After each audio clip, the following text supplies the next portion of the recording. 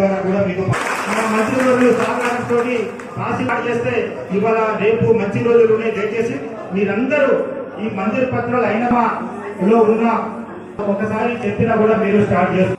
దయచేసి డీఈ గారు మనకు నమూనా ఒకసారి వివరిస్తారు. దయచేసి చదరపు అడుగులు మాట్లాడతారు గురించి ఒకసారి వివరించవలసిందిగా కోరుతున్నాను.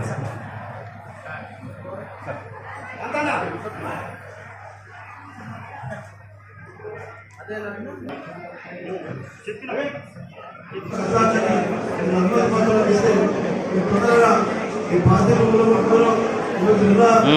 ముగ్గడానికి చిన్నప్పటి గది అవి ఉంటే శుభ్రం చేసుకున్నారనే ఉద్దేశంతో పట్టాలు అనుమతి పత్రాలు ఇవ్వడం ఈ అనుమతి పత్రాలు ఇస్తున్నాం. 10 ఏళ్ల నుంచి టీఆర్ఎస్ గవర్నమెంట్ ఎప్పుడు రాదు.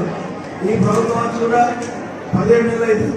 ఆ 10 ఏళ్ళు ఈ ఒక సంవత్సరం మీద 6 నెలలు, 11 ఏళ్ళు 6 నెలలు అయింది. చాలా గ్రామాల ఇల్లు రాదు. అంటే అప్పుడు 10 ఏళ్ళకు రాడు, ఇప్పుడు 21 సంవత్సరం అయింది. పెళ్ళి అయింది. ప్రతి ఇంట్లో ఆడపిల్లల ఊళ్ళో పెళ్ళిళ్ళని చాలా మందికి ఇల్లు అవసరం ఉన్నాయి. 10 ఏళ్ళలో ఇవ్వాలి. ఒక సీనియర్ నర్సరీ పెద్ద మనిషి పడుకుంటే అనే ఆంగోడు కూడా అగ్గిపెట్టిళ్ళు ఏడ పడుకున్నాడు, నాకడ కట్టేసుకుంటాడు, కోలేడు అమ్ముకుంటాడు అని ఉచ్చాసనం మాటలు మాట్లాడి వాళ్ళందరినీ ఆకర్షించి టీఆర్ఎస్ ఓటు స్టార్ట్ చేసి ఒక్కి ఇచ్చారు.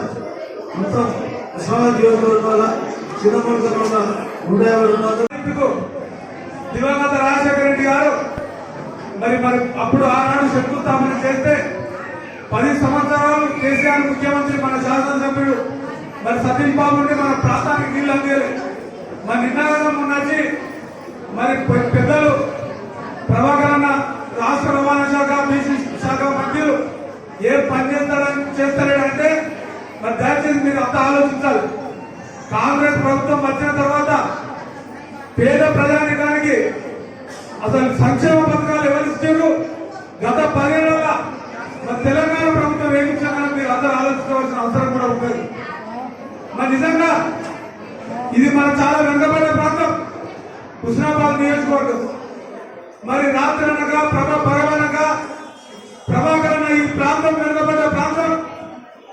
మరి ప్రతి రైతు కళ సాకారం కావాలంటే గండిపల్లి గౌరవపల్లి రైతు మొత్తం అందరూ ప్రతి ఎకరాకు నీళ్లు అందించాలనే ఆలోచనతోటి 430 కోట్ల రూపాయలు కాలువల కోసం మంజూరు చేసి మరి భూసేకరణ కూడా పూర్తి చేసి కాలువలకు మరి ప్రతిరోజు అనిత్యం రైతాంగం కోసానికి ప్రయత్నం చేస్తుంటే ఏ పని చేస్తలేడు.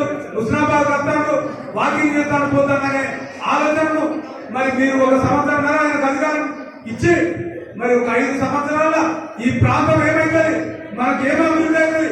స్వాతంత్రం వచ్చి నుంచి ఇప్పటి వరకు కూడా మనకు మంత్రి పదవి లేదు. మరి ఎప్పుడు కూడా ఏ ప్రభుత్వాలు